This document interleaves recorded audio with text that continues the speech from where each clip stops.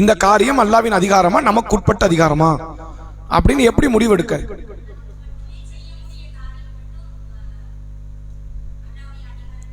சரி, ஒரு ஆளை மன்னிப்பதும் ஒரு ஆளை தண்டிப்பதும் மனித அதிகாரத்துக்கு உட்பட்ட காரியத்தில் இருக்கதான் செய்யுது. அல்லாஹ்வால் மட்டும் முடிந்தது அப்படின்னு நாங்க எங்கேயுமே சொல்லல. ஒரு ஆளை மன்னிக்க முடியும், நபி தன் வாழ்நாளில் மன்னித்து இருக்கிறார்கள். ஒரு ஆளை தண்டிக்க முடியும், நபி தன் வாழ்நாளில் சிலரை தண்டித்தும் இருக்கிறார்கள். அப்ப எப்படி முடிவெடுக்கிறது? ஆண்கள்ல சரி, எதெல்லாம் அல்லாஹ்வின் அதிகாரம் எப்படி முடிவெடுக்க? இது அல்லாஹ்வின் அதிகாரம்.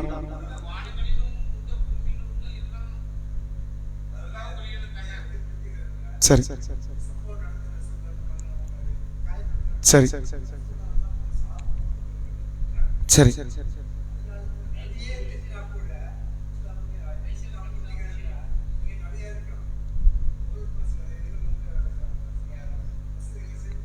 சரி சரி சரி. அவ எதெல்லாம் அல்லாஹ்வின் அதிகாரம் கேட்கிறேன். இப்ப இந்த அல்லாஹ்வின் அதிகாரத்தை தலையிடுறது, வேற எதெல்லாம் தலையிடுறது? புரியல. அவனுடைய விஷயம் எதெல்லாம் முடிவெடுக்கலாம்? சரி, அந்த இந்த வசனத்துல வரல இல்ல.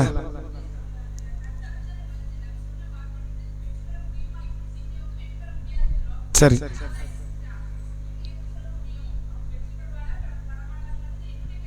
சரி, உண்மையிலே சொல்லுங்க, அந்த கூட்டம் வெற்றி பெற்றுச்சா? காஃபிர் கூட்டம் வெற்றி பெறுமா? அது குர்ஆன்ல அல்லாஹ் சொன்ன வார்த்தை தானே. அதைத்தானே நபி சொல்றாங்க. லைஸ, அதாவது நபி அவர்கள் சொல்கிறார்கள், கைஃப யுஃப்லிஹுல் கௌம், இந்த கூட்டம் எப்படி வெல்லும்? நபியின் மீது ரத்த சாயத்தை பூசிய கூட்டம் எப்படி வெல்லும்? உண்மை தானே. நபியின் மீது ரத்த சாயத்தை பூசிட்டு ஜெயிச்சிட முடியுமா? மறுமைய நாள்ல ஜெயிக்க முடியாதுல்ல. அவங்க அநியாயக்காரங்க தான், அவங்க வெற்றி பெற முடியாதுங்கிற நபி நியாயமான வார்த்தை தானே சொல்லியிருக்கிறாங்க. அது அநியாயகரமான வார்த்தை கிடையாதுல்ல.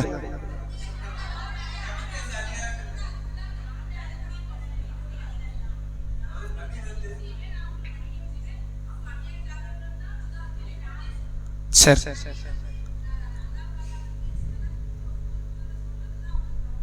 சரி சரி. அதாவது முதல்ல இந்த வரலாற்றை பார்த்துட்டா இதனுடைய அடிப்படைகளை புரிந்து கொள்ளலாம். ரசூலுல்லாஹ் உஹது யுத்தத்தில் கலந்து கொண்டிருக்கிறார்கள். எதிரிகளால் நபி அவர்களுடைய கடவாய் பற்கள் உடைக்கப்பட்டு, தாடை கிழிக்கப்பட்டு, தலைக்கவசம் தலையில் வைத்து நொறுக்கப்படுகிறது. நபியினுடைய முழு உடல், முகம், உடலினுடைய பல பகுதிகள் ரத்த சாயங்கள் பூசப்படுது. ஃபாத்திமா ரலியல்லாஹு அன்ஹா ஒரு பாயை எரிச்சு சாம்பலை கொண்டு ரசூலுல்லாஹ்வுடைய முகத்தில் காயம்பட்ட இடத்துல அதை பூசி விடுறாங்க. ரசூலுல்லாஹ் வழி தாங்க முடியாமல் ஒரு வார்த்தையை சொல்லுகிறார்கள், கைஃப யுஃப்லிஹுல் கௌம், இந்த கூட்டம் எப்படி வெல்லும்? இதுல ரெண்டு வகையான வெற்றி அர்த்தம். மறுமையில எப்படி வெல்லும்ங்கிறதும் உண்டு. இப்ப போர் நடக்கல, இதுல ஒரு வெற்றி இருக்குதா இல்லையா? இதையும் ஒரு வெற்றியாக அர்த்தம். அந்த வெற்றியும் குறிக்கும், இந்த வெற்றியும் குறிக்கும். ஒரு கூட்டம் எப்படி வெல்லும்? தங்களுடைய நபியின் முகத்தில் இரத்த சாயத்தை பூசிய கூட்டத்தை அல்லாஹ் எப்படி வெல்ல வைப்பான், எப்படி அவங்க வெல்வார்கள் அப்படின்னு ஒரு வார்த்தை பேசுறாங்க. அப்ப அல்லாஹ் உடனே வசனத்தை இறக்குறான், லைஸலக மினல் அம்ரி ஷைஉன், நபியே அதிகாரத்தில் உங்களுக்கு பங்கீடு கிடையாது. உண்மையிலே அந்த கூட்டம் தோல்வி அடையக்கூடிய கூட்டம் தான். அதை நீங்க சொல்லக்கூடாது, நான் தான் சொல்லுவேங்கிறான். இதான் விஷயம். அந்த கூட்டம் தோல்வி அடையக்கூடிய கூட்டம்ங்கிற மாற்றமே கிடையாது. யாரு சொல்லணும்? அது அல்லாஹ் சொல்லுவான், நீங்க சொல்லக்கூடாது. நீங்க சொன்ன அங்க என்ன பின்பமாக்கப்படும் தெரியுமா? அப்ப நீங்களும் முடிவெடுக்கலாம் போல என்ற ஒரு உருவாக்கத்தை நீங்கள் கொடுப்பதை போன்று மாறிவிடும். ரசூலுல்லாஹ்வுடைய காலத்தில் உஸ்மான் பின் மதூன் என்ற நபித்தோழர் மௌத்தானார். அவரை கொண்டு அடக்கம் பண்றாங்க. அவரை பார்த்து அவருடைய நற்குணத்தை, வழிபாடுகளை பார்த்த பெண்மணி தான் உம்மு ஆலா ரலியல்லாஹு அன்ஹா. அந்த உம்மு ஆலா ரலியல்லாஹு அன்ஹா அவருடைய கபருக்கு அருகில் நின்று கொண்டு சொல்கிறார்கள், உஸ்மானே, அல்லாஹ் உங்களை கண்ணியப்படுத்த வேண்டிய விதத்தில் கண்ணியப்படுத்தி விட்டான் அப்படிங்கிறாங்க. உடனே ரசூலுல்லாஹ் கேட்டது என்னன்னா, இவரை அல்லாஹ் கண்ணியப்படுத்தினான்னு உனக்கு யார் சொன்னா? எல்லாரையுமே அல்லாஹ் கண்ணியப்படுத்த வேண்டும் தான், மாற்றம் இல்லை. இவர்கிட்ட எந்த கெட்ட பழக்கம் கிடையாது. இவர் ஈமானுக்கு எதிரானவர் கிடையாது. இவர் மார்க்கத்தில் பல வழிபாடுகள் நற்குணத்தில் முன்னணியில் நின்றவர். அப்ப அதுல எந்த பிரச்சனையுமே இல்லை. அதை நாம சொல்லக்கூடாது. என்ன செய்யக்கூடாது? நாம இவர் சொர்க்கத்துக்குரியவர், இவரை அல்லாஹ் கண்ணியப்படுத்தி விட்டான், இவர் தோல்வி அடைவார், அவன் தோல்வி அடைபவனாகவே இருந்தாலும் இவன் தோல்வி அடைவான் நபி சொல்ல முடியாது. நபியும் சொல்ல முடியாது, மற்றவரும் சொல்ல முடியாது. அல்லாஹ் குர்ஆன்ல சொல்றான் அபூலஹபை பற்றி, தப்பத் யதா அபீ லஹப் வத்தப். அபூலஹபினுடைய 2 கரங்கள் நாசமாகட்டும், அவனும் நாசமாகட்டும். நபி சொல்லல, யார் சொன்னது? அல்லாஹ் சொல்றான். அவன் உண்மை நாசத்துக்கு போகக்கூடியவன் தான், அது அவன் தான் சொல்லணும், நீங்க சொல்லக்கூடாது. யார் நாசத்தின் பக்கம் போவார்கள் என்றும், யார் வெற்றி அடைவார்கள், தோல்வி அடைவார்கள், நரகம் போவார்கள், சொர்க்கம் போவார்கள் என்ற அந்த வார்த்தை நமக்கு நியாயமாகவே தெரிந்தால் நீங்க சொல்லக்கூடாது. இது எல்லாத்துக்கும் விட ரொம்ப தேர்வுமிக்க ஒரு செய்தி. ரசூலுல்லாஹ்வுடைய காலத்துல ஆயிஷா நாயகி தன் வீட்டுல இருக்கிறாங்க. ஒரு குழந்தையுடைய ஜனாசா கொண்டு போறாங்க. குழந்தைக்கு பாவம் உண்டா? கிடையாது. ரசூலுல்லாஹ் சொன்னாங்க ருஃபியல் கலம், நாங்க எழுதுகோள் 3 நபர்களை விட்டு உயர்த்தப்பட்டு விட்டது. அவங்களுக்கு பாவம் புண்ணியம் கிடையாது. குழந்தைகள் பருவத்தை அடைகிற வரை, பைத்தியமானவர்கள் தெளிவாகிற வரை, தூங்கியவர்கள் எழுகிற வரை, இந்த 3 பேருக்கு என்ன கிடையாதான்? பாவமே பண்ணாலும் அது பாவமா இல்ல பார்க்க மாட்டான், நன்மை பண்ணாலும் நன்மையாவும் பார்க்க மாட்டான், ரெண்டுமே கிடையாது. தூங்குற ஒரு ஆள் நன்மை செஞ்சாலும் நன்மை கிடையாது, பாவம் செஞ்சா பாவம் கிடையாது. பைத்தியம் ஒரு ஆள் நன்மை தீமை எதை செஞ்சாலும் நன்மை தீமை பதிவு செய்யப்படாது. குழந்தை ஒரு ஆள் நன்மையோ தீமை எதை செஞ்சாலும் அவர்களுக்கு பதிவு செய்யப்படாது. அப்ப குழந்தை ஜனாசா போகுது. யதார்த்தமா யோசிச்சு பாருங்க, குழந்தைக்கு சொர்க்கமா இல்லையா? யதார்த்த மனநிலை சொர்க்கம். ரசூல் ஆயிஷா நாயகி அதான் சொல்றாங்க, இது சொர்க்கத்தின் சிட்டுக்குருவிங்கிறாங்க. ரசூல்லா கண்டிக்கிறாங்க, இது உண்மையாவே இருக்கட்டும், நீ சொல்லக்கூடாது. யார் சொல்லணும்? அல்லாஹ் தான் சொல்லணும். நம்ம சொல்றதுக்கு என்ன இருக்குது? நமக்கான வேலையா? நம்ம எதை சொல்லலாம்? நம்ம வீட்டுக்குள்ள காரியத்தை நமக்கு நல்ல அதிகாரத்தை கொடுத்துருக்காம சொல்லலாம். மனைவியை கட்டுப்படுத்தலாம், பிள்ளைகளை கட்டுப்படுத்தலாம், குடும்பத்தை கட்டுப்படுத்தலாம், சமுதாயத்தை கட்டுப்படுத்தலாம். இவன் சொர்க்கம், இவன் நரகம், இவனை மன்னிப்பான், இவனை மன்னிக்க மாட்டான், இவனுக்கு தண்டனை கிடைக்கும் என்று உண்மையாவே இருந்தால் நீங்க சொல்லக்கூடாது. அல்லாஹ் சொன்னான்னு சொல்லலாம். ஃபிரௌனுக்கு நரகம் நம்மளா சொல்றோம், அல்லாஹ் சொல்றான். காரூனுக்கு நரகம் நம்மளா சொல்றோம், அல்லாஹ் சொல்றான். அபூஜஹல் அபூலஹப் நரகம் நம்மளா சொல்றோம், அல்லாஹ் சொல்றான். அல்லாஹ் ஒரு ஆளுக்கு நரகம்னா நரகம். நபிமார்களுக்கு சொர்க்கம், சஹாபாக்களுக்கு சொர்க்கம், அபூபக்கர் உமர் உஸ்மான் போன்ற பெரும் பெரும் தியாகிகளுக்கு சொர்க்கம் நம்மளா சொல்றோம், அல்லாஹ் சொல்றோம். அல்லாஹ் ஒரு நபரை சொன்னா மட்டும்தான் நம்ம சொர்க்கம் என்று முடிவெடுக்கணும். நம்ம பார்வைக்கு அவர் சொர்க்கவாசியாவே தெரிந்தாலும் சரி, நம்ம பார்வைக்கு அவர் நரகவாசியாவே தெரிந்தாலும் சரி, அதை சொல்வதற்கு என்ன கிடையாது? நமக்கு அதிகாரம் கிடையாது. எனவே காஃபிர்கள் கூட்டம் நரகவாசிகள் தான், அவர்கள் தோல்வியை சந்திப்பவர்கள் தான். இந்த வார்த்தை நீங்க சொல்லக்கூடாது. கைஃப யுஃப்லிஹுல் கௌம், இந்த கூட்டம் எப்படி வெல்லும் நீங்க ஏன் சொல்றீங்க? நான் சொல்ல மாட்டேனா? அவனை ஒருவேளை நாளைக்கு நான் மாத்தவும் செய்யலாம், நேர்வழி கொடுக்கவும் செய்யலாம், நீங்க சொன்னதுக்கு மாற்றமா கூட நடத்த வைக்கலாம். நீங்க எப்படி சொல்லலாம்? அதை சொல்றதுக்கு உங்களுக்கு யார் அந்த அதிகாரத்தை கொடுத்தா என்று கேட்கிறான். ரசூலுல்லாஹ் ஒரு சம்பவத்தை குறிப்பிடுறாங்க. பனி இஸ்ரவேல் சமுதாயத்துல 2 மனிதர்கள், 2 பேர் முஸ்லிம். இந்த 2 பேர்ல ஒருவர் யார் அப்படின்னா, நன்மைகளில் அதிகம் ஈடுபடக்கூடிய நம்பிக்கை கொண்டவர். 2 பேர் முஸ்லிம்கள் தான். ஒருத்தர் நன்மையில் அதிகம் ஈடுபடுகிறார், பாவத்தை விட்டு விலகி நன்மையின் பக்கம் சென்று கொண்டிருக்கிறார். இன்னொரு பாவம் செய்யக்கூடிய முஸ்லிம், பாவமான காரியத்தில் ஈடுபட்டு கொண்டிருக்கிறார். இந்த நன்மை செய்கிறவர் என்ன பண்றார்? பாவம் செய்யக்கூடிய தன் சகோதரனுக்கு போய் மார்க்கத்தை சொல்றாரு, அப்படி பண்ணாத, வட்டியோ மதுவோ எதையோ ஒரு பாவத்தை பண்ணியிருப்பார் அவர், இதை செய்யாத, நல்லவன மாறு, தொழுகைக்கு வா, நோம்புக்கு வா, அப்படி நன்மை நோக்கி அழைக்கிறார். இது வரைக்கும் பிரச்சனையா? தப்பு கிடையாது. ஏன்னா மார்க் அப்படிதான் சொல்லுது, நன்மையை நோக்கி அழைக்க சொல்லுது இல்ல, நன்மை ஏவ சொல்லுது, தீமை தடுக்க சொல்லுது. இது அவர் கரெக்டா பண்றாரு. ஒரு நாள் என்ன ஆகுது, இவர் பிரச்சாரம் பண்ணிக்கிட்டு இருக்கும் போது அவர் பதிலுக்கு பேசுறார். அவர் வழிகேட்டில் இருக்கிறார், பாவத்துல இருந்தா வழிகேடு தானே. வழிகேட்டில் உள்ளவர் சொல்றாரு, உன் வேலையை மட்டும் நீ பாருங்கிறார். நீங்க தாவா ஒரு நபர்கிட்ட சொன்னா அந்த நபருடைய பதில் எப்படி இருக்கும்? பிடிக்கலன்னா அவர் அப்படிதான் போய் சொல்லுவோம், உன் வேலை என்னவோ பாருப்பா, என்ன திருத்தவன் இல்ல ஒண்ணு அனுப்புனா, எனக்கு தெரியும் நான் திருந்துறதுக்கு என்னன்னு, நான் எனக்கு விருப்பப்படுற நேரத்தில் நான் தொழு வந்துக்கிறேன் பாரு. இப்படி சொல்லிட்டாருன்னா அங்க என்ன பதில் சொல்லணும்? சரிப்பா, அது அல்லாஹ்வுடைய நாட்டம், நம்ம என்ன செய்யறது, நம்ம சொல்ல வேண்டியதான் கடமை, சொல்லிட்டு இவ்வளவு வந்துடணும். இவர் என்ன பண்ணாரு தெரியுமா? அல்லாஹ் மீது ஆணையாக அல்லாஹ் உன்னை மன்னிக்கவே மாட்டான் அப்படின்ட்டார். ஒரே ஒரு வார்த்தை என்ன சொன்னாரு? அல்லாஹ் மீது ஆணையாக அல்லாஹ் உன்னை மன்னிக்கவே மாட்டான். உண்மையிலே அவர் மன்னிக்க முடியாத அளவுக்கு உண்டான பாவத்தை இருக்கார். அவன் நாடுனா மன்னிக்கலாம் தண்டிக்கலாங்கிற தனி, பாவத்தில் தானே இருக்கிறாரு, அப்படித்தானே புரிஞ்சுக்க முடியும். இவர் சொன்ன வார்த்தை தப்பா இருக்குது. ஆனா இது நான் சொல்லணும், நீ சொல்லக்கூடாது. மறுமை நாளை இவங்க 2 பேருடைய விதி எப்படி முடியும் தெரியுமா? ரசூலுல்லாஹ் சொல்றாங்க, யாரை நான் மன்னிக்க மாட்டேன் என்று நீ சொன்னாயோ அவனை நான் மன்னிச்சிட்டேன். யாரை நான் மன்னிக்கவே மாட்டேன் நீ வார்த்தை ஒண்ணு விட்ட பத்தியா, நான் ஒன்ன மன்னிக்கல, ஓம் பாவத்துக்கு நீ நரகம் போன்றான். அவர் என்ன பாவமே செய்யாதவரா? இந்த ஒரு வார்த்தையை பாவமாக மாற்றுகிறான், அந்த பாவத்திற்கு அவருக்கு அல்லாஹ் தண்டனை வழங்குகிறான். ஒரு நபர் நரகத்திற்குரிய செயலே செய்தாலும் சரி, அவரை நரகவாசி என்று சொல்லுகிற அதிகாரம் நம்மகிட்ட கிடையாது. ஒரு நபர் சொர்க்கத்துக்குரிய செயலை செய்கிறார், உடனே அவரை சொர்க்கவாசி என்று சொல்லுகிற அதிகாரம் நமக்கு கிடையாது. நமக்கு அந்த அதிகாரமே இல்லைங்கிறத தான் ரசூலுல்லாஹ்வுடைய வார்த்தை தான் அல்லாஹ் சொல்றான். இந்த கூட்டம் எப்படி வெல்லும்னா, அவர்கள் வெல்ல மாட்டார்கள் உண்மையா இருக்கட்டும், நான் சொல்லணும், நீங்க ஏன் சொல்றீங்க? உங்களுக்கு யார் அந்த அதிகாரத்தை தந்தா? காலப்போக்கில் மக்கள் எப்படியா மாத்திடுவாங்க தெரியுமா? நபி சொல்லலாம்பா, நபி தான் முடிவு எடுக்கிறாங்க. யாருனாலும் சொர்க்கவாசி நரகவாசிங்கிற பட்டியல் போடுறது யார் வேலை? நபி வேலை நாளைக்கு மாறும். அது உண்மையாவே இருந்தாலும் நீங்க சொல்லக்கூடாது. அதான் பிரச்சனை. அடியார்கள் நீங்க முடிவெடுக்க கூடாது, நான் தான் முடிவெடுப்பேன். நான் எப்படினாலும் முடிவெடுப்பேன். அப்ப என் வேலை நீங்க வாங்கிட்டா எனக்கு என்ன வேலை? இதன் அர்த்தம் யஸ்அலுஹு மன் ஃபிஸ் ஸமாவாத்தி வல் அர்த், வானங்களில் உள்ளவையும் பூமியில் உள்ளவையும் அல்லாஹ்விடத்தில் இறைஞ்சு கொண்டு இருக்கிறது. குல்ல யௌமின் ஹுவ ஃபி ஷஅன், ஒவ்வொரு நாளும் அல்லாஹ் அலுவலில் இருக்கிறான். என் வேலை என்னங்கிறது எனக்கு பார்க்க தெரியும். அதை பார்க்கிற அதிகாரம் உங்கள்ட்ட கிடையாதுங்கிறது தான் அல்லாஹ் சொல்லுகிறானே தவிர உண்மையில அந்த கூட்டம் வெல்லுவாங்கிறது அர்த்தம் கிடையாது. ஒருவேளை காஃபிர் வெளில போறாங்க போல, நபி தப்பா சொல்லிட்டாங்க அதுக்கு அல்லாஹ் தடுக்கிறான், அப்படி கிடையாது. உண்மையிலேயே அந்த கூட்டம் தோல்வி தான் அடைய போகுது. அந்த கூட்டத்தில் வந்தவர்கள் காஃபிர்கள் நரகம் தான் போறாங்க. அது மாற்றம் இல்லை. நீங்க எப்படி சொல்லலாம்? அதை நான் சொல்லணும். அல்லாஹ்வாகிய நான் சொன்னா மட்டும்தான் நீங்க சொல்லணுமே தவிர நீங்களாக ஒரு நபருக்கு சொர்க்கம் நரகம் என்று முடிவெடுக்கிற அதிகாரம் உங்களுக்கு கிடையாது என்பதை அல்லாஹ் ரப்புல் ஆலமீன் இந்த வசனத்தின் வாயிலாக நமக்கு உணர்த்துகிறான். அடுத்த கேள்வி ஆண்களுக்கு. எத்தனை வானவர்கள் மூலமாக அல்லாஹ் போர்க்களத்தில் உதவினான், உதவுவதாக அல்லாஹ் வாக்குறுதி அளிக்கிறான்?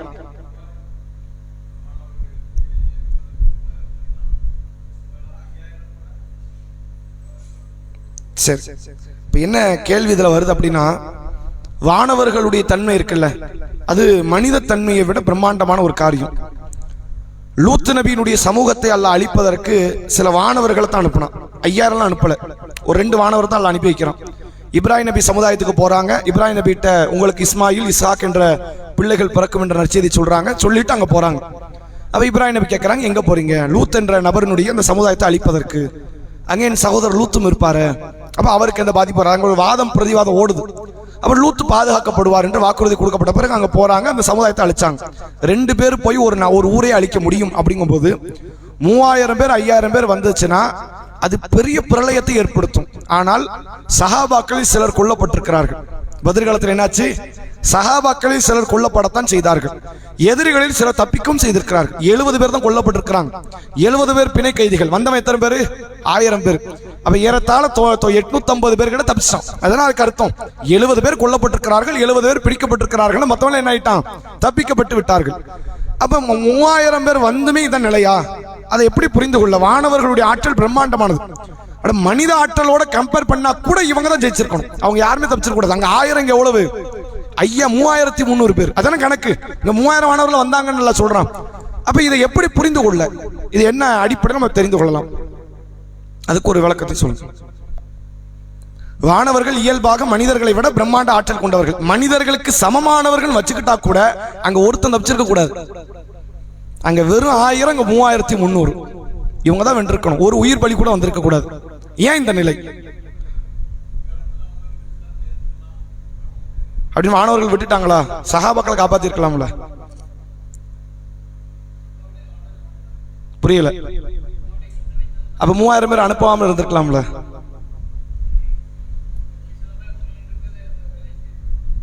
புரியல. 3000 பேர் வந்தாங்க, 1-2 பேர் தான் சண்டை போட்டாங்கிறீங்களா? 2 பேரும் வானவர் வந்தாலே ஒரு ஊரை நகரத்தை அழிக்க முடியும். அப்படிங்கும்போது 3000 பேர் வந்து ஏன் பண்ணல? பெண்கள்ல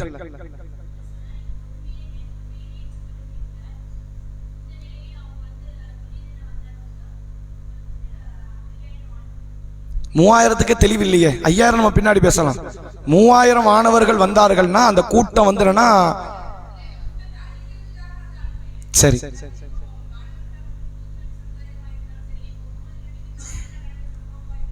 சரி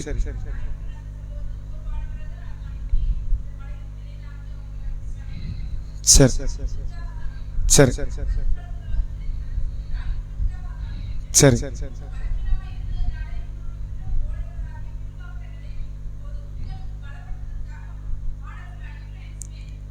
சரி.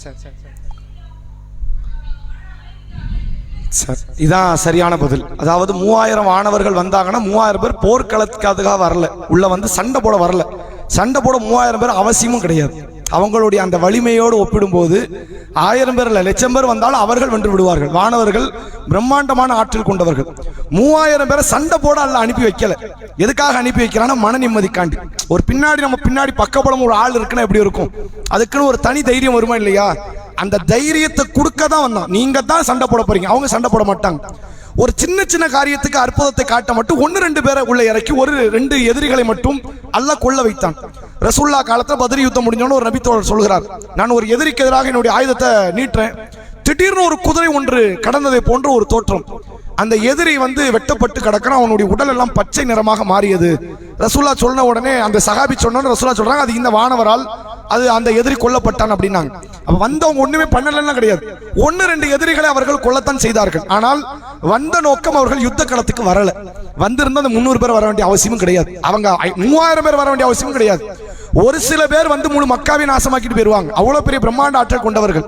சகோதரி சொன்னதை போன்று தாயிஃப் நகரத்துக்கு வந்தவங்க 3000 பேர் வந்தாங்க, நகரத்தை அழிக்க ரெடியா நின்னாங்க. நீங்கள் கட்டளை இட்டால் இந்த தாயிஃப் நகரத்தை 2 மலைக்குள்ள வச்சு நாசமாக்கிறோம்.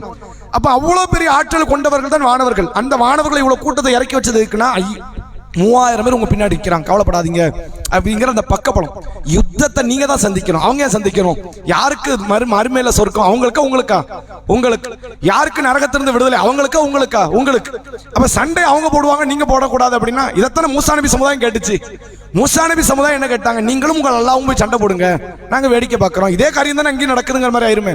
சண்டை போட வேண்டியது மனிதர்கள் தான் போடணும், ஈமான் கொண்டவர்கள் தான் போடணும். உங்கள் உள்ளத்தோடு போரிடுவதற்கு வானவர்கள் வரமாட்டார். தீமை விட்டு தடுக்க வானவர் 2 வானவர் கூட இருக்கிறாங்கல்ல, பிறந்த நாளில் இருந்து சாகர நாள் வரைக்கும் கூட இருக்கிறாங்க. எந்த வானவரா கைப்பிடிச்சு இழுத்தாரா? சிகரெட் பிடிக்காத, மது வருந்த, அதை சொல்லவே மாட்டார். அது ஓன் வேலை. நீல உன் உள்ளத்தோட சண்டை போட்டு பாவத்தொட்டு விலகணும். விபச்சாரம் பண்றது, மது வருந்துறது, வட்டி வாங்குறது, தீமையை விட்டு விலகிறது ஓம் பொறுப்பு, நானும் அதுக்கு பொறுப்பு. எந்த வானவரும் நன்மையை ஏவ மாட்டார், தீமையை தடுக்க மாட்டார். அவர் உண்டு, அவர் வேலை உண்டு நிற்பார். இதுதான் அங்க போர்க்களத்தில் நடந்தது. 3000 மாணவர்களை அல்லாஹ் அனுப்பியதும் எதற்காக? அல்லாஹ் தெளிவாக சொல்கிறான், அவர்கள் மன நிம்மதியை அடைவதற்கு தான் அனுப்பணும். ஒரு தைரியம் வரும், நம்ம கூட யார் இருக்கிறா? வானவர்கள் இருக்கிறாங்க. இதே வார்த்தையை திருக்குறான்ல மற்றொரு இடத்துல அல்லாஹ் சொல்கிறான். அதாவது யார் இன்னல்லதீன காலு ரப்புன் அல்லாஹ் சும்மஸ்தகாமு, அல்லாஹ் தான் என்னுடைய இறைவன் என்று சொல்லி யார் அதிலே உறுதியாக இருக்கிறார்களோ தத்தனஸ்ஸலு அலைஹிமுல் மலாயிகா, வானவர்களை அவர்களிடத்தில். இங்க போர்க்களங்கிறான் அல்லாஹ். மற்ற இடத்துல எப்படி சொல்றான்? எல்லா இடத்துலயும் வானவர்கள் வராங்கிறான். நீங்க உறுதியோட நடங்களேன். ஒரு இடத்துல மௌத்தாவது உங்களுக்கு நேசத்துக்குரியவர்கள், அங்க உறுதியா நில்லுங்க. ஒரு முக்கியமான இடம், உங்கள் உறவுகளை முறிக்க வேண்டிய நிலைமை வரும், உறுதியா நில்லுங்க. இப்ராஹிம் நபியை போன்று, நபிமார்களை போன்று, சஹாபாக்களை போன்று நீங்க வாழ்ந்து உறுதியா இருந்தா தத்தனஸ்ஸலு அலைஹிமுல் மலாயிகா, வானவர்களை அவர்களிடத்தில் அல்லாஹ் அனுப்புகிறான். அல்லாஹ் தகாஃபு வலா தஹ்ஸனு வஅப்ஷிரு பில் ஜன்னத்தில் லத்தி குன்தும் துஆதுன், நீங்க கவலைப்படாதீங்க, நீங்க பயப்படாதீங்க, உங்களுக்கு அல்ல வாக்குறுதி அளிக்கப்பட்ட சொர்க்கம் உங்களுக்கு இருக்கிறது என்ற நற்செய்தியை பெற்றுக் கொள்ளுங்கள். நஹ்னு அவுலியாவுக்கும் ஃபில் ஹயாத்தி துன்யா வ ஃபில் ஆখিরা, நாங்கள் உங்களோடு இந்த உலகத்திலும் மறுமையிலும் உங்களுக்குரிய தோழர்கள், அல்லாஹ் உங்களுக்கு சொர்க்கத்தை வைத்திருக்கிறார் என்று வானவர்கள் சொல்லுவாங்க. அவங்க சொல்றது காதுல வளவு போறது இல்ல மார்க்க. ஆனா எதுக்கு அல்லாஹ் சொல்றான்? நினைவுபடுத்துறான். நீ உறுதியா நடக்கும் போதெல்லாம் தெரிஞ்சுக்க, பக்கத்துல ஒரு வானவர் கூட்டம் பக்கத்துல நிக்குது. ஒன்னு மோட்டிவ் பண்ணதான் நிக்கிறாங்களே தவிர அவங்க வந்து நன்மையை தூண்ட மாட்டாங்க, அவங்க தீமை தடுக்க மாட்டாங்க, உன்னை தொழுகைக்கு கூட்டு வர மாட்டாங்க, நோன்புக்கு சகருக்கு எழுப்பி விட மாட்டாங்க, இஃப்தார் நேரம் ஆயிடுச்சுன்னா நோன்பு தோறும் சொல்ல மாட்டாங்க, விபச்சாரம் பண்ணும்போது கம்பெடுத்து 2 சாத்து எப்படிலாம் அடிக்கலாம் ஒண்ணும் பண்ண மாட்டாங்க. நீ நன்மை செஞ்சாலும் விட்டுருவாங்க, தீமை செஞ்சாலும் விட்டுருவாங்க. அது ஓம்பாடு. எதுக்கு அந்த கூட்டத்தை வச்சிருக்கிறான்? உங்களை ஆர்வம் விட்டு மோட்டிவ் பண்றதுக்கு, ஒரு பக்கபலத்தை கொடுப்பதற்கு, அந்த உள்ளத்தில் மன உறுதியை தருவதற்குத்தான் அல்லாஹ் இந்த வானவர்களை வைத்திருக்கிறான். தவிர இவர்கள் வந்து யுத்தம் செய்ய மாட்டார்கள். ரசூலுல்லாஹ்வுடைய காலத்தில் ஹஸ்ஸான் இப்னு சாபித் என்ற நபி தோழர் இருந்தார். கவிதைகளால் எதிரிகளை வந்து களமாடியவர். யுத்த களத்துக்கு போனாலும் இஸ்லாமிய அணிக்கிட்ட படை இருந்துச்சு, வாத பிரதிவாரம் பண்ணாலும் இஸ்லாமிய அணிக்கிட்ட அறிவு இருந்தது. நீ எந்த விதத்தில் வாரியோ அந்த விதத்தில் இஸ்லாமிய அணி அதற்கு பதில் கொடுக்கும். அவர்கள் கவிதை மூலமாக வந்தார்கள். அவர் ரசூலுல்லாஹ் ஹஸ்ஸான் இப்னு சாபித் ரலியல்லாஹு அவர்கள், நீங்க கவிதை மூலமா உங்களுக்கு பதில் கொடுங்கன்னாங்க. உங்களுக்கு யார் உதவியா இருக்கிறா? வானவருடைய உதவி. வானவர் என்ன கவிதையை சொல்லி கொடுக்க போறாரு? நபிக்கே தெரியாத கவிதை, நபிக்கே அவசியமற்ற கவிதை வானவர்களுக்கு அவசியமா? வானவர்கள் கவிதையை படிச்சுக்கிட்டு இருக்கிறாங்க? கிடையாது. மன தைரியத்துக்கு ரசூலுல்லாஹ் சொல்றாங்க, உங்களோட யார் இருக்கிறா? வானவர் இருக்கிறாங்க, தைரியமா பேசுங்கிறாங்க. அப்ப வானவர்கள் இருக்கிறார்கள் என்று சொன்ன இடமெல்லாம் உண்மையிலே வானவர்கள் வந்தது உண்மை, அந்த களத்தில் நின்றது உண்மை. அவர்கள் உதவி எல்லாம் கிடைக்காது. எது கிடைக்காது? அவர்கள் உங்களோட சண்டை போடுவாங்க, நீங்க உட்கார்ந்துக்கங்க பாய், நாங்க போய் சண்டை போட்டு வரோம், அபூஜஹல் அபூலஹப்லாம் நாங்க கொன்னுறோம், நீங்க அல்லாஹ்னு வேடிக்கை மட்டும் பாருங்க. இந்த வேலையே கிடையாது. எல்லா வேலையும் நீங்க தான் பண்ணணும். நீங்க தான் தொழுவணும், நீங்க தான் அமல் செய்யணும், நீங்க தான் பாவத்தொட்டு விலகணும், நீங்க தான் மனதோடு போராடணும், நீங்க தான் சண்டையிடணும், நீங்க தான் ஷஹீதாகணும், நீங்க தான் சொர்க்கம் போகணும். அதெல்லாம் உங்க வேலை. அந்த வேளையில வானவர்கள் தலையிட மாட்டார்கள். உங்களுக்கு எதுக்கு நிக்கிறாங்க? பக்கபலத்திற்காக, மன நிம்மதிக்காக நிற்கிறார்கள் என்பதைத்தான் திருக்குரானிலே சூரா ஆல் இம்ரானிலே அல்லாஹ் ரப்புல் ஆலமீன் சொல்லக்கூடிய வசனத்தை பார்க்க முடிகிறது. அதுல அல்லாஹ் என்ன சொல்றான் அப்படின்னா, அதாவது பார்க்கலாம், இது தக்கூலுல் லில் முஃமினீன அல்லாஹ் யக்ஃபியக்கும் ஐ, அதாவது அல்லாஹ் சொல்கிறான், ஐயும் மித்தக்கும் ரப்புக்கும் 30 ஆலாஃபி மினல் மலாயிகத்தி முன்சிலின், நீங்கள் போர்க்களத்தில் நிற்கும் பொழுது அல்லாஹ் உங்களுக்கு 3000 மாணவர்களை கொண்டு உங்களுக்கு உதவி செய்தது உங்களுக்கு போதாதா? பலா இன் தஸ்பீரு வ தத்தகு, நீங்கள் பொறுமையாக இருந்து அல்லாஹ்வுக்கு பயப்படுவீர்களே ஆனால் வயதுக்குமின் ஃபௌரிஹிம் ஹாதா யும்திதுக்கும் ரப்புக்கும் பி 50 ஆலாஃபி மினல் மலாயிகத்தி முஸவ்விமீன், அணிவகுக்கப்பட்ட சஃப்களாக்கப்பட்ட வானவர்களில் போர்க்களை தெரிந்த 5000 மாணவர்களை கொண்டு அல்லாஹ் உங்களுக்கு உதவி செய்வான். நீங்கள் பொறுமையாக இருந்து நீங்கள் அல்லாஹை பயந்தால் உதவி செய்வான என்ன அர்த்தம்? இவங்க சண்டை போடுவார்கள் என்று அர்த்தம் அல்ல. இவர்கள் உங்களுக்கு பக்கபலமாக நிற்பார்கள், இவர்கள் உங்களுக்கு மன உறுதியோடு நிற்பார்கள். 3000 பேர் வந்து அங்க 6 பேர் கொல்லப்பட்டார்கள். பத்ர் காலத்தில் சஹாபாக்கள் கொல்லப்பட்டார்கள் என்றால் அவர்கள் உதவி செய்வதற்கு வரவில்லை, மன உறுதிப்பாட்டுக்காகத்தான் வந்திருக்கிறார்கள் என்பதை இத்தனை பல வசனங்கள் வாயிலாக புரிந்து கொள்ள முடிகிறது. அடுத்த கேள்வி பெண்களுக்கு. யார் உங்களுக்கு தீங்கிழைப்பதில் குறை வைக்க மாட்டார்கள்?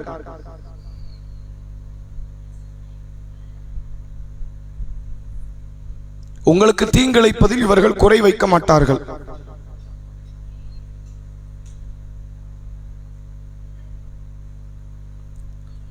என்ன வசனம், என்ன செய்தி?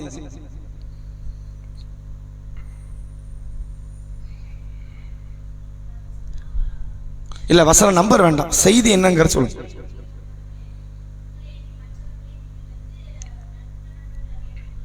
சரி, உங்களை அன்றி மற்றவர்களை உற்ற நண்பர் ஆக்காதீங்கன்னா யூதன் மட்டும் எப்படி புரிஞ்சுக்க முடியும்? வேதக்காரன் மட்டும் எப்படி புரிஞ்சுக்க முடியும்? சரி, இறை நம்பிக்கை கொள்ளாதவர்களை நண்பர்களாக ஆக்கக்கூடாது, அப்படியா? சரி,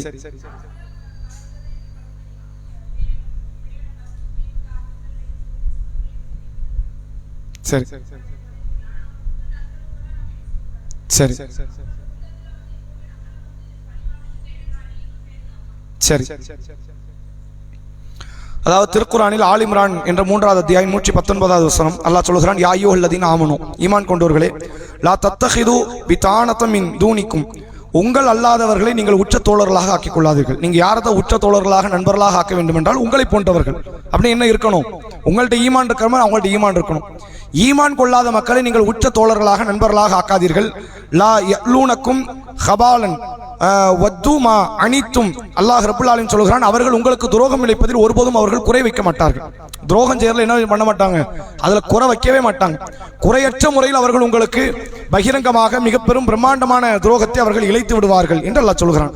அப்ப மாற்று மதத்தவர்களோடு நட்பு கொள்ளக்கூடாதுன்னு அல்லாஹ் இங்கே சொல்லல. என்ன சொல்றான்னா, ஈமானுக்கு விரோதமாக சிலர் நடப்பார்கள். நீங்க ஈமான் கொண்டவர்கள், அந்த கொள்கைக்கு விரோதமாக ஒருவர் நடப்பார்களே ஆனால் அவர்களோடு என்ன செய்யாதீங்க, நட்பு கொள்ளாதீர்கள்.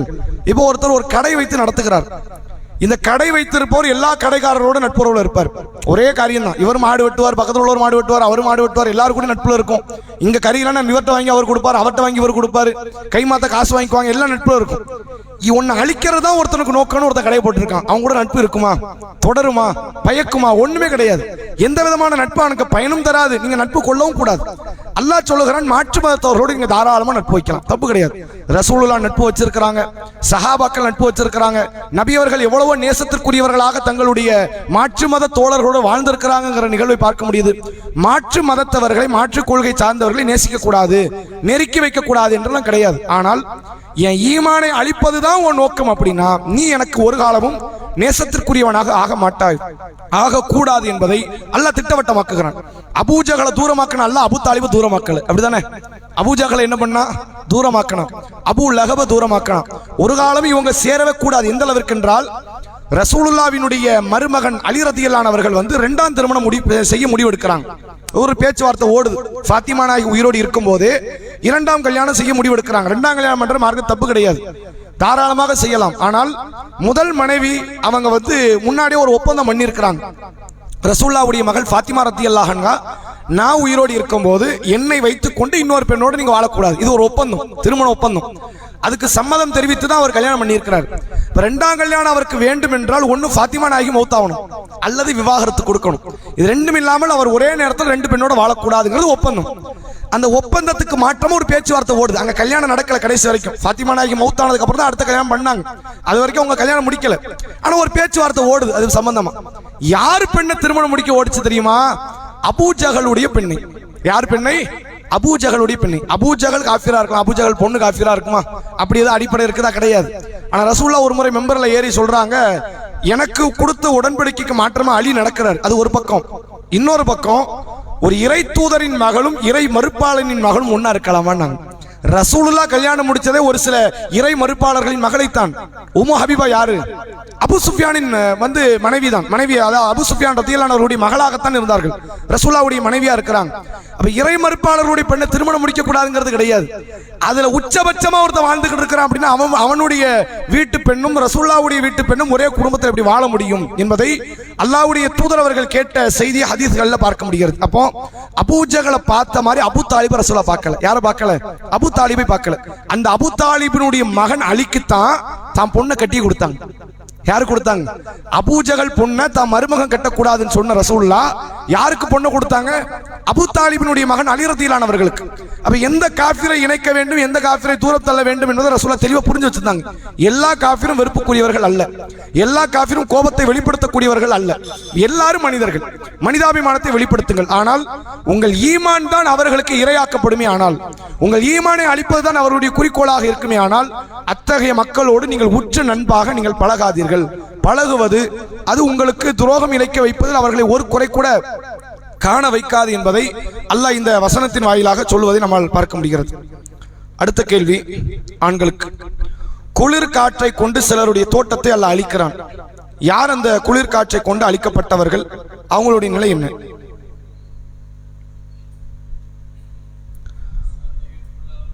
சரி, பயன்கள்னு சொல்றானா இல்ல வேற எதுவும் வார்த்தை பயன்படுத்துறானா? அவர்களின் பயிர்கள். காஃபிர்கள் யாராவது விவசாயம் பண்ணாங்கன்னா அவங்க பயிர்கள் எல்லாமே குளிர் காற்றால் அழிக்கப்படும். அப்படிதானே? உலகத்தில் அதிகமான விவசாயம் செய்யக்கூடியவங்க முஸ்லீம் அல்லாத மக்கள் தான். சொற்பமான மக்கள் முஸ்லீம்கள் மட்டும் தான் விவசாயம் பண்றாங்க. அப்ப எப்படி அதை பத்தி எல்லாம் பேசியிருப்போம்? சரி,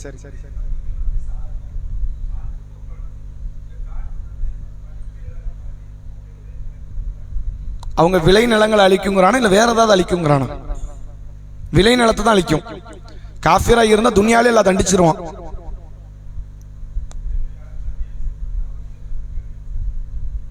இல்ல நானே கேட்கிறேன், குளிர் காற்றை வைத்து ஒரு வசனத்தில் எல்லாம் சொல்லுகிறான். எதுக்கு எல்லாம் சொல்றான்? பெண்கள் இருந்து நன்மைன்னு வருதா இல்ல வேற ஏதாவது வருதா? சரி,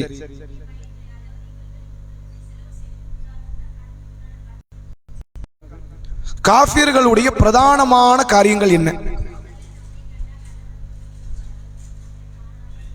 முனாஃபிக்குடைய பண்பு. காஃபிர் உங்கள்ட்ட இது மட்டும் தான் செய்வாங்க, இதை தவிர வேற எதையும் செய்ய மாட்டாங்கங்கறான்ல. என்ன செய்வாங்க?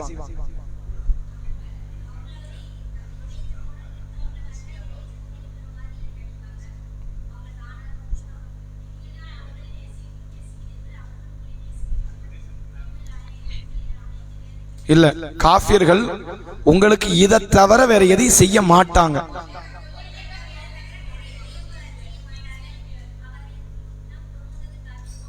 சரி, இது சரியான ஒரு பதில். அதாவது அல்லாஹ் ரப்புல் ஆலமீன் குர்ஆன்ல சொல்கிறான் காஃபிர்களுடைய பண்புகளை குறித்து, லை யதுர்ருக்கும் இல்லாதன், தொந்தரவு தருவதை தவிர காஃபிர்களால் உங்களுக்கு எதையும் செய்ய முடியாது. காஃபிர்கள் உங்களுக்கு எதை செய்வார்கள்? காஃபிர்னு வர்றது எதுவுமே மாற்று மதத்தவரை பற்றி சொல்லல, இஸ்லாத்துக்கு விரோதமானவர்களை பற்றி பேசு. சிலர் முஸ்லிமா உள்ளே உட்கார்ந்து இருப்பான், அவனும் விரோதமா நடப்பான். சிலர் வெளியே நிற்பான். அப்ப காஃபிர்ங்கிறது வெறும் இந்து மக்கள், கிறிஸ்துவ மக்கள், யூத மக்கள் என்று ஒரு சாராரை குறிப்பிடல் அல்ல. அல்லாஹ் இங்க சொல்றதெல்லாம் யாரை பத்தி சொல்றான்? யார் இஸ்லாத்துக்கு விரோதமாக, இஸ்லாமியர்களுக்கு விரோதமாக இருக்கிறார்களோ அத்தகையவர்கள் உங்களுக்கு தொந்தரவு தருவதை தவிர வேற எதையும் செய்ய முடியாது சொல்லிட்டு அல்லாஹ் தொடர்ச்சியாக சொல்கிறான், ஒய்யி காத்திலுக்கும் இவ்வல்லுக்கும் உள் அதுபார், ஒருவேளை அவர்கள் உங்களோடு சண்டையிடுவார்களே ஆனால், போரிடத்திற்கு போர் செய்வதற்கு வருவார்களே ஆனால் புறமுதுகிட்டு ஓடுவார்கள். சும்மலாயும் சருண், அவர்களுக்கு உதவி செய்யப்பட மாட்டாது. எனவே காஃபிர்களுடைய பிரதான பண்பு என்னது? தொந்தரவு கொடுத்துக்கிட்டே இருப்பான். ரசூலுல்லாஹ் காலத்துக்கு முன்னாடி அப்படித்தான், ரசூலுல்லாஹ்வுடைய காலத்திலும் அப்படித்தான், அதற்கு பின்னாலும் அப்படித்தான். எல்லா இடங்களிலும் காஃபிர்களுடைய பண்பாடு எப்படி இருக்குன்னு கேட்டா, தொந்தரவு செய்து கொண்டே இருப்பார்கள். எதையாவது கொண்டு இவர்களை நோவினைப்படுத்த வேண்டும் என்பது இவங்க எண்ணம். சரி, சண்டைக்கு வா, யுத்தம் செய்வோம் அப்படின்னு ஆயுதத்தை எடுப்பதற்கு நீங்கள் தயாரானால் அவர்கள் புறமுதுகிட்டு ஓடி விடுவார்கள். அதுக்கு வரமாட்டாங்க. சண்டை செய்ய நாங்கள் வரமாட்டோம், நாங்கள் இது மட்டும் தான் செய்வோம், தொந்தரவு மட்டும் தான் செய்வோம். இது பிரதானமான இவர்கள் பண்பு.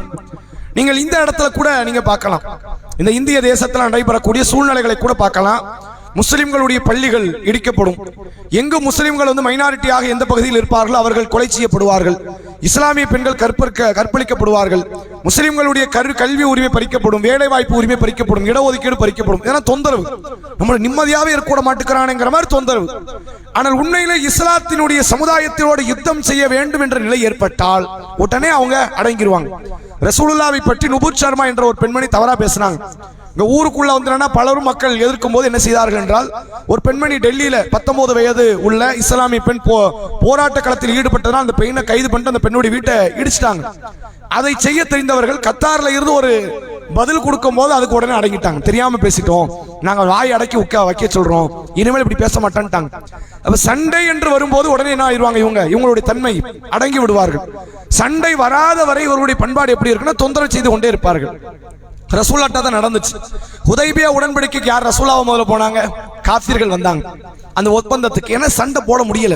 பத்ரு பார்த்தாச்சு, உஹது பார்த்தாச்சு, ஹந்தக் பார்த்தாச்சு, நம்ம மூத்தாக்கிட்டு தான் இருக்கிறோம், அவங்க அடங்கின மாதிரி தெரியல என்று அவர்கள் உடன்படிக்கை நோக்கி வந்தார்கள். 13 வருஷத்துல உடன்படிக்கைக்கு வந்தானா? ரசூலுல்லாஹ் மக்கால இருந்தாங்களே 13 ஆண்டு காலம். இவ வேண்டாம்ப்பா, உனக்கு ஓமா இருக்கும், எனக்கு ஏமா இருக்கும், நம்ம பாட்டுக்கு போயிருவோம், நீ ஓம் வழிக்கு போ, நம்ம ஒரு ஒப்பந்தம் போட்டுக்குவோம் அப்படின்னு வந்துச்சா? வரல. ஏன் வரல? அப்ப போர்க்களத்தை நோக்கி நபி போகாத காரணத்தினால் தொந்தரவு கொடுத்துக்கிட்டே இருந்தாங்க.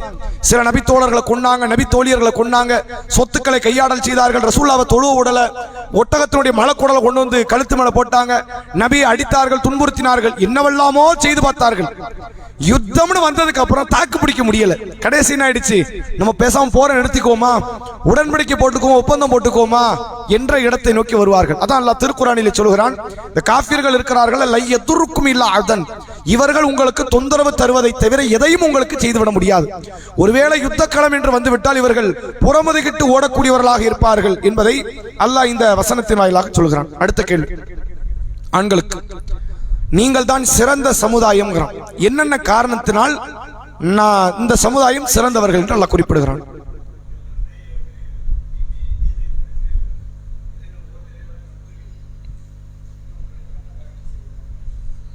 எத்தனை மொத்தம், எத்தனை விஷயங்கள்? 3 விஷயம். நன்மை ஏவுறது, தீமை தடுக்கிறது, நீங்கள் அல்லாஹ்வை நம்புகிறீர்கள். சரி, யாரை பத்தி பேசுறான் அல்லாஹ்? நீங்கள் தான் சிறந்த சமுதாயம் என்று யாரை பற்றி அல்லாஹ் பேசுகிறான்? இல்ல, அது யாரை குறிக்குங்க? சிறந்த சமுதாயம். இந்த 3 செயலை செய்யக்கூடியவர்கள் நம்மளை குறிக்குமான்னு கேட்கிறேன். சஹாபாக்களை மட்டும் குறிக்குமா? எல்லாரையுமே. ரசூலுல்லாஹ் சமுதாயம்னா அங்க அபூபக்கர் ரலியல்லாஹு அன்ஹு ஆரம்பிச்சு கியாமத் நாள் வரை வரக்கூடிய முஸ்லிம்கள் அனைவரையும் குறிக்கும். அப்படியா? வேற ஏதாவது விளக்கம் இருக்கா பெண்கள்கிட்ட? ரசூலுல்லாஹ்வுடைய சமுதாயம்னா எல்லாரும், நம்ம எல்லாரும் அதுக்குள்ள வந்துருவோம், நம்மளை குறிக்குது. ஈமான் கொண்டு நன்மை ஏவி தீமையை தடுக்கிற பண்பு இருந்தா அவங்க எல்லாருமே அது குறிக்கும். சரி, அதாவது எல்லாரையுமே குறிக்கும் என்றாலும் இது உண்மையிலே சஹாபாக்களை பற்றி பேசுகிற வார்த்தை. எல்லாருமே குறிக்கிற வார்த்தை மேல ஒரு 2 வசனத்துக்கு முன்னாடி எல்லாம் பேசுறான். வல் தக்கும் மின்கும் உம்மத்து யதுஊன இலல் கைர் யஅமுருன பில் மஅரூஃப் வ யன்ஹவுன அனில் முன்கர் உலாயிக ஹுமுல் முஃப்லிஹூன். உங்களில் ஒரு கூட்டம் இருக்கட்டும், நன்மை ஏவட்டும், தீமை தடுக்கட்டும், நன்மை நோக்கி மக்களை அழைக்கட்டும், அவர்கள் வெற்றி பெறுவார்கள்.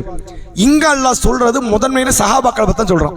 குன்தும் கைர உம்மா, உலகத்தில் ஏற்பட்ட தலைமுறையினர்களில், சமுதாயங்களில் நீங்கள் சிறந்த சமுதாயமாக இருக்கிறீர்கள். ஏன் அப்படி சொல்றாம்னா, இது மாதிரியான ஒரு கட்டுப்படுகிற ஒரு கூட்டத்தை, நன்மையை ஏவி தீமையை தடுத்து அல்லாஹ்வை வழிபடுகிற ஒரு கூட்டம் எந்த நபிக்கும் கிடைக்கல. ஒரு சஹாபி கூட்டம் கிடைச்சிருக்கல ரசூலுல்லாஹ்க்கு, இது மாதிரி யாரு கிடைக்கல? மூசா கிடைக்கல, இது மாதிரி இப்ராஹிமுக்கு கிடைக்கல, இது மாதிரி எந்த ஒரு இறை தூதருக்கு இப்படி ஒரு கிடைக்கல. இந்த கூட்டம் மாதிரி ரசூலுல்லாஹ்க்கு கிடைத்த ஒரு பாக்கியம். எப்படி ரசூலுல்லாஹ் இந்த உம்மத்துக்கு ஒரு அருள் கொடையோ, சஹாபாக்கள் ரசூலுல்லாஹ்க்கு கிடைத்த ஒரு அருள் கொடை, அதுல மாற்றமே கிடையாது. அந்த அளவிற்கு கட்டுப்பாடு மிக்கவர்கள். அதனால் அல்லாஹ் ரப்புல் ஆலமீன் இந்த சஹாபாக்களை பார்த்து சொல்கிறான், குன்தும் கைர உம்மா, நீங்கள் தான் யார்? தலை சிறந்த சமுதாயமாக இருக்கிறீர்கள். தஅமுருன பில் மாரூஃப், நன்மை ஏவுகிறீர்கள். வ தன்ஹவுன அனில் முன்கர், நீங்கள் தீமை தடுக்கிறீர்கள். வ துக்மினூன பில்லாஹ், நீங்கள் அல்லாஹ்வை நம்புகிறீர்கள் என்று அல்லாஹ் ரப்பல் ஆலமீன் அந்த வசனத்தை சொல்கிறான். சொல்லிட்டு அல்லாஹ் சொல்றான், வலவ் ஆமன அஹ்லுல் கிதாப், வேதவாசிகள் ஒருவேளை இருந்திருந்தால் லக்கான கைரல் லகும், அது அவர்களுக்கு நல்லதா இருந்திருக்கும். இது யார்கிட்ட இல்ல? வேதவாசிகள்கிட்ட இல்ல. யார்கிட்ட இருக்குது? சஹாபாக்கள்கிட்ட இருக்கு. மூசா நபியை கண்ட, ஈசா நபியை கண்ட, நபிமார்களுடைய வேதங்களை கற்றறிந்து அதன்படி வாழ வேண்டும் என்று எதிர்பார்ப்பு கொண்ட வேதவாசிகள்கிட்ட இந்த பண்பு இல்லை. அவன் நன்மையை எவனான் தீமையை தடுக்க மாட்டேங்கிறான், அல்லது தீமையை தடுக்கிறான் நன்மையை ஏவ மாட்டேங்கிறான், அல்லது நன்மையை எவனான் தீமையை தடுக்கிறான் அல்லாஹ்வை நம்ப மாட்டேங்கிறான். ஏதாவது ஒரு மைனஸ் அவன்கிட்ட வந்துகிட்டு இருக்குது. ஆனால் மனித குலத்திலேயே இது மாதிரி ஒரு பெருங்கொண்ட ஒரு கூட்டம் நன்மை ஏவி தீமையை தடுத்து நல்வழியை நோக்கி மக்களை அழைத்து அந்த ஈமானிய உறுதியோடு வாழக்கூடியவர்கள் சஹாபாக்கள் தான். அதனால தான் அல்லாஹ் சொல்றான், உஹ்ரிஜத் லின்னாஸ்ங்கறான். மனித குலம் வெளிப்பட்ட காலத்திலிருந்து இப்படி ஒரு கூட்டத்தை பார்க்க முடியாதுங்க. சஹாபாக்களை பற்றி பேசுகிறது. மற்றபடி இந்த சமுதாயத்தில் மற்றவங்களையும் குறிக்கும். யாரெல்லாம் இந்த பண்புகளோடு வருகிறார்களோ சஹாபாக்களுக்கு பின்னால், நாமளும் அந்த இடத்துல தான் நம்மளே அதை குறிக்க தான் செய்யலாம், மாற்றம் இல்லை. ஆனால் முதன்மையாக இந்த வசனம் பேசியது சஹாபாக்களை பற்றி. அதனால தான் அல்லாஹ் தொடர்ச்சியாக சொல்கிறான், வலவ் ஆமன அஹ்லுல் கிதாப் லகான கைரல் லஹும், ஒருவேளை வேதவாசிகள் ஈமான் கொண்டிருந்தால் அது அவர்களுக்கு நல்லதாக இருந்திருக்கும். மின்ஹுமுல் முஃமினூன் வ அக்ஸரஹுமுல் ஃபாசிகூன், அவர்களில் நம்பிக்கை கொண்டவர்களும் இருக்கிறார்கள், அதிகமானவர்கள் அவர்களில் பாவிகளும் இருக்கிறார்கள் என்று சஹாபாக்களை குறித்து பேசுகிற வசனமாகத்தான் இதை நம்மால் பார்க்க முடிகிறது. அடுத்த கேள்வி பெண்களுக்கு. சிலருடைய முகங்கள் வெண்மையாக இருக்கும், சிலர் முகம் கருத்து இருக்கும். யாருடைய முகம் வெண்மையாக கருத்து இருக்கும்?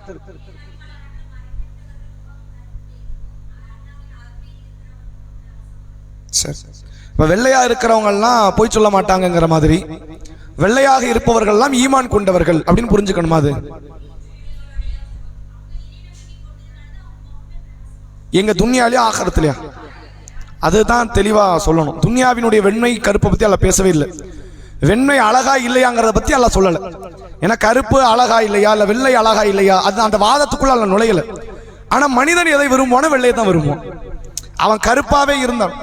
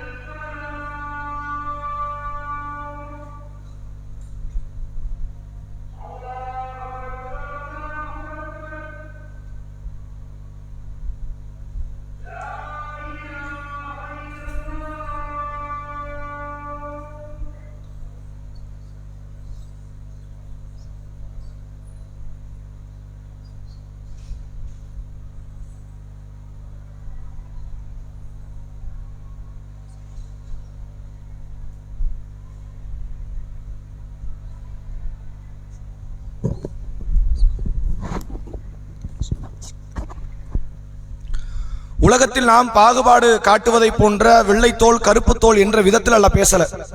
அல்லாஹ்வை பொறுத்தவரை வெள்ளையானவர்கள் தான் சிறந்தவர்கள் என்றும் கருப்பானவர்கள் தவறானவர்கள் அப்படிங்கிற மாதிரி சிந்தனை அல்லாஹ்ட்ட கிடையாது. ரசூலுல்லாஹ் சொல்லுகிறார்கள், இன்னல்லாஹ லா யந்துரு இலா சூரிக்கும் அம்வாலிக்கும், அல்லாஹ் உங்களுடைய தோற்றத்தையோ செல்வத்தையோ பார்க்க மாட்டான். வலாக்கின் யந்துரு இலா குலூபிக்கும் அம்வாலிக்கும், உள்ளத்தையும் செயலையும் தான் அல்லாஹ் பார்ப்பான். அப்ப அல்லாஹ் வெள்ளை தோல் கருப்பு தோலுங்கிறத அந்த அடிப்படைக்குள்ள நுழையவே மாட்டான் அல்லாஹ்வை பொறுத்தவரை. ஆனால் மனித விருப்பம் எப்படி இருக்கும்னா எல்லாமே வெள்ளையா இருக்கும்னு நினைப்போம். மனிதர்கள் எப்படி எதிர்பார்ப்பான்? தனக்குரிய வாழ்க்கை துணையாக இருந்தால் ஒரு பெண் எதிர்பார்க்கறது வெள்ளை மாப்பிள்ளை தான், ஒரு மாப்பிள்ளை எதிர்பார்க்கறது வெள்ளை பொண்ணு தான். தனக்கு பிள்ளைங்க பிறந்தாலும் வெள்ளையா தான் இருக்கணும். கருப்பை ஏதோ வெறுக்கிற ஒரு பண்பாடு அல்லாஹ். அதனால சுவனத்தினுடைய கருத்துக்களை பற்றி பேசும்போது அந்த வார்த்தைகளை நீங்கள் பார்க்கலாம். அதாவது அல்லாஹ் சொல்கிறான், யௌம தபியத்து உஜுஹும் வ தஸ்வத்து உஜுஹும், அந்நாளில் சில முகங்கள் வெள்ளையாக இருக்கும், சில முகங்கள் கருத்து இருக்கும்.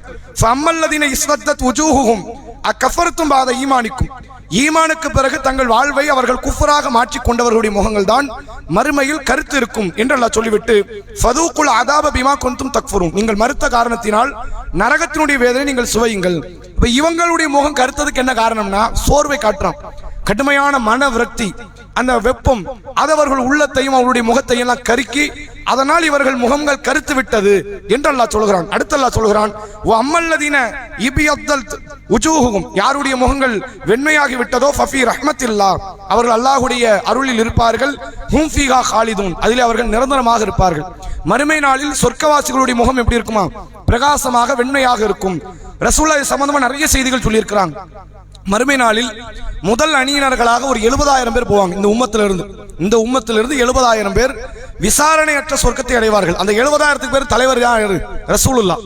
முதல்ல ரசூலுல்லாஹ் சொர்க்கத்துக்குள்ள காலடி எடுத்து வைப்பாங்க.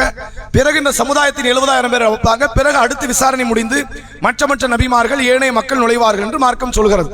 அந்த 70,000 பேருடைய முகம் எப்படி இருக்கும் அப்படின்னா, பௌர்ணமி இரவினுடைய அந்த நிலவை விட பிரகாசமாக அவருடைய முகங்கள் இருக்கும் என்று அல்லாஹ்வுடைய தூதர் அவர்கள் சொன்னார்கள். அப்ப இது வெறும் வெள்ளம் மட்டும் கிடையாது, மனமகிழ்ச்சியும் சேர்த்து குறிக்குது. ஒரு மனிதனுடைய மனமகிழ்ச்சி எதில் பார்க்கலாம்? முகத்தை பார்த்து கண்டுபிடிச்சிடலாம். இது இயல்பு. அகத்தினுடைய அழகு எதுல தெரியும்? முகத்துல தெரியும். மனமகிழ்ச்சி அதிகமாக இருந்தால் முகத்துல காட்டிடும். மனம் முழுக்க சோர்வா இருந்தா வெளியே சிரிக்கலாம் முடியாது, அது இயல்பது. அப்ப அல்லாஹ் சொல்கிறான், பெரிய மனமகிழ்ச்சியில் இருந்தார்கள். வாழ்நாளினுடைய பெரிய லட்சியம் என்னது? சொர்க்கம். அந்த வெற்றி தளத்தை நோக்கி அவர்கள் செல்வதனால் பௌர்ணமி நிலவை விட இவர்களுடைய முகம் பிரகாசமாக இருக்கும் என்று உண்மையான வெள்ளையும் குறிக்கிறான். அதே நேரத்தில் மனமகிழ்ச்சியினால் ஏற்படக்கூடிய அந்த பிரகாசத்தையும் சேர்த்து அல்லாஹ் சொல்லக்கூடிய வார்த்தையை புரிந்து கொள்ள முடிகிறது. இறுதியாக ஒரே ஒரு கேள்வி ஆண்களுக்கானது. நீங்கள் நரகத்தின் விளிம்பில் இருந்தீர்கள் அப்படின்னு அல்லாஹ் ஒரு சாராரை பத்தி பேசுறான். யார் அவங்க? எதனால அல்லாஹ் இந்த வார்த்தை பேசுறான்? சஃபா ஹுஃபரத்தி மினன் நார், நரக விளிம்பில் நீங்கள் இருந்தீர்கள். யாரை பற்றி பேசுறான்? சஹாபாக்கள்ல யாரை பற்றி?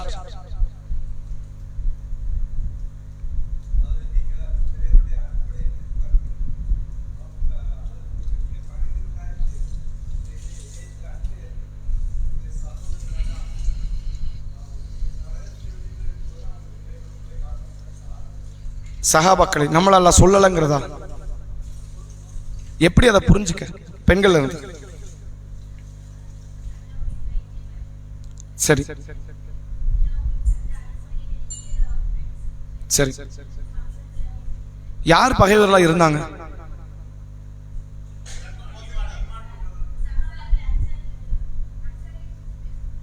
அன்சாரிகள்ல யாரு? சரி சரி. அதாவது அல்லாஹ் குர்ஆனில் சொல்லுகிறான், அன்சாரிகளை குறித்து குறிப்பாக பேசுகிறது. இது எல்லாருக்கும் பொருந்தும். குறிப்பா இது அன்சாரிகளை பற்றி பேசுகிறது. ஏன் அன்சாரிகளை பற்றி பேசுகிறது என்று கேட்டால், எங்கேயோ பிறந்த மார்க்கம் மக்காவில், ஆனா கொண்டு வந்து அல்லாஹ் முடிச்சது மதீனால கொண்டு வந்து முடிக்கிறான். இந்த அன்சாரிகள் 2 கோத்திரங்கள் உண்டு, அவுஸ் கஸ்ரஜ். நேற்றைக்கு பயான்ல சொல்லும் போது சொன்னோம், அவுஸ் கஸ்ரஜ் என்ற 2 கூட்டத்தவர்கள் தான் இந்த அன்சாரிகள். இந்த 2க்கும் ஆகாது, எப்போதுமே பிரச்சனை. எப்படி குறைஷிகளும் மற்ற சமுதாயத்தவர்களுக்கு மத்தியில் யுத்தங்கள் நடக்குமோ, சண்டை நடக்குமோ, அந்த ஏற்றத்தாழ்வு பார்க்கப்படுமோ, அன்சாரிகளுக்கு மத்தியில் அவுஸ் கஸ்ரஜ் என்ற கோத்திரத்தவர்கள் இருந்தார்கள், சண்டைகள் ஏற்படும். அதற்கு ஒரு முறை தீர்வை எதிர்பார்த்து தான் ரசூலுல்லாஹ் மக்கால இருக்கும்போது வராங்க. அப்பதான் அக்கபாவினுடைய முதல் உடன்படிக்கை வருது.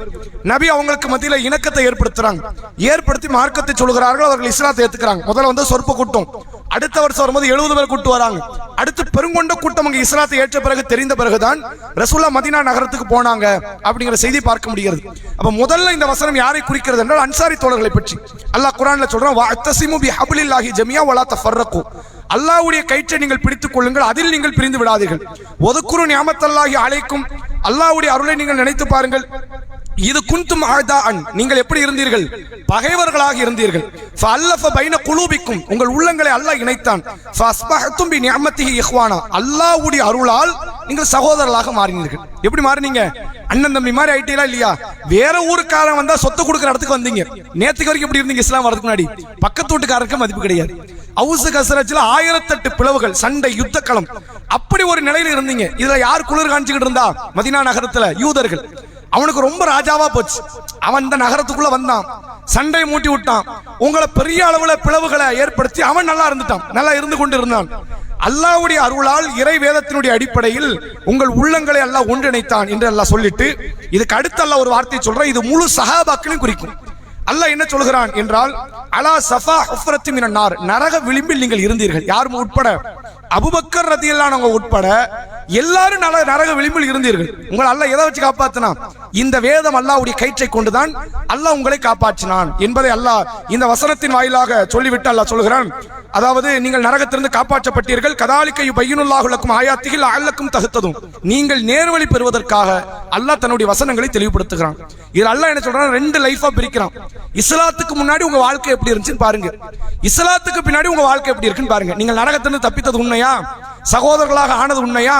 பிளவுபட்ட உங்களை அல்லாஹ் ஒன்றிணைத்தது உண்மையா? இது எதனால நடந்துச்சு? இந்த குர்ஆனால நடந்துச்சு. இந்த குர்ஆன் என்ன பண்ணிராதீங்க, விட்டு விடாதீர்கள் என்பதை அல்லாஹ் இந்த வசனத்தின் வாயிலாக சொல்லுகிறான். இன்ஷா அல்லாஹ் அடுத்த வாரம் சனிக்கிழமை 131வது வசனத்தில் இருந்து 160வது வசனம் வரை படித்து விட்டு வாங்க. நாளைக்கு இன்ஷா அல்லாஹ் கேள்வி பதில் நிகழ்ச்சி இருக்கிறது. சுப்ஹானக்கல்லாஹும்ம வபிஹம்திக அஷ்ஹது அல்லா இலாஹா இல்லா அன்த அஸ்தக்ஃபிருக வ அத்தூபு இலைக்.